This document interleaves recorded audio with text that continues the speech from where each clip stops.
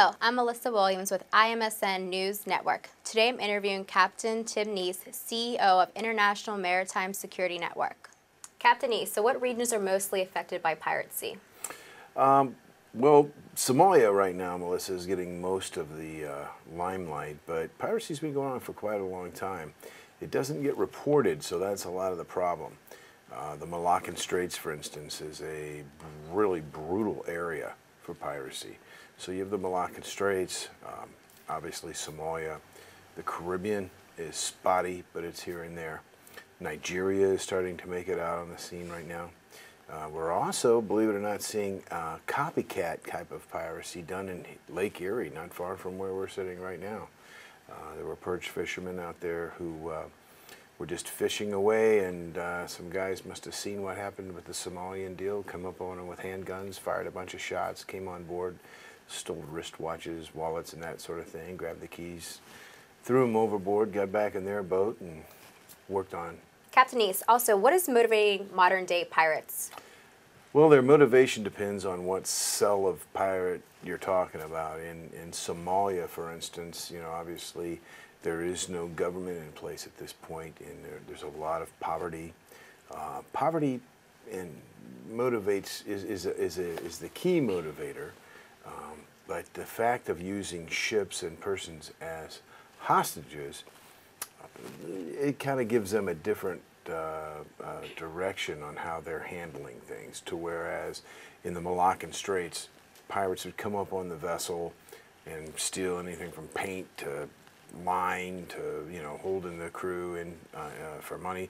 In fact, some of the defenses that they used to use back in those days were, let's just put everybody in the galley, we'll lock ourselves in, we'll open the safe, we'll let them have what they want, and away they go. This is that type of a defense doesn't work now. Now they want you, and they want the ship. So if you hide in an area, they're going to come looking for you. Once they have you and they have the ship, they can have everything else. But they'll get more money for the ship and more money for you. So it depends on the location, and it also depends on you know, the backing that the pirates will have. For instance, in Nigeria, it's very brutal. You know, this is a tribal type of a thing where, you know, there's a lot more murders and a lot more violence. To whereas in Somalia, it is, if I can get the ship, if I can get one crew member in front of my sights, the captain will shut down and I can have an entire multi-million-dollar, billion-dollar shipping company in my hands. That's very interesting, Captain Neese. What ships are vulnerable to pirate attacks? That's interesting. Well, we have a little saying called, if it's low, it's slow, and that's what they're looking for. For instance, there was one ship out there that was attacked twice. It had nothing to do with the name of the ship or the company that the ship was with. It fit a profile. Pirates are criminals, and they fit profiles. I've been in law enforcement for all my life, and we use a profile of how an individual, a criminal, would act to pick out his next movements. They do the same thing. If it's slower than, say, 15 knots or below, 14 usually, and if the freeboard of the vessel is short, meaning that if the gunwales of the ship are close to the water, it's quicker for them to throw a grapple hook up or a ladder up, and they can get up really quick.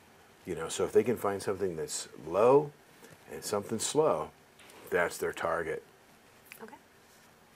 This is interesting. How is it that 4 or 5 pirates on a little fishing boat are able to take a massive cargo ship?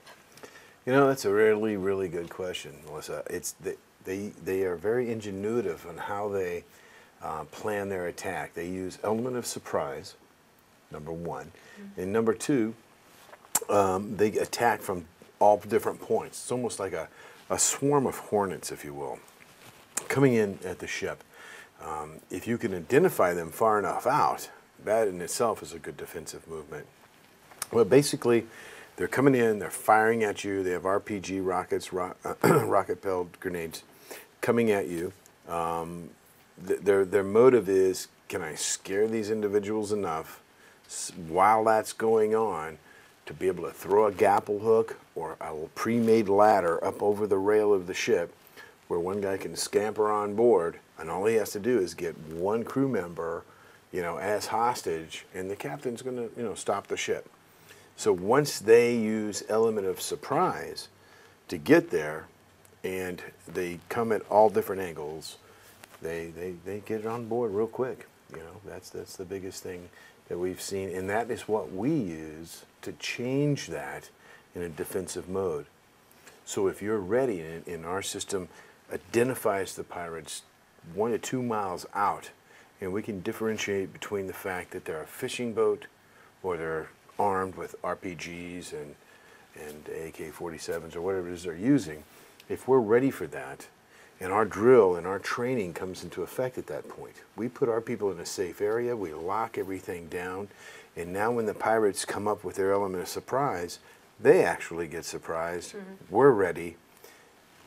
It changes the whole deal. And now we're fighting from height, and we now have element of surprise on them.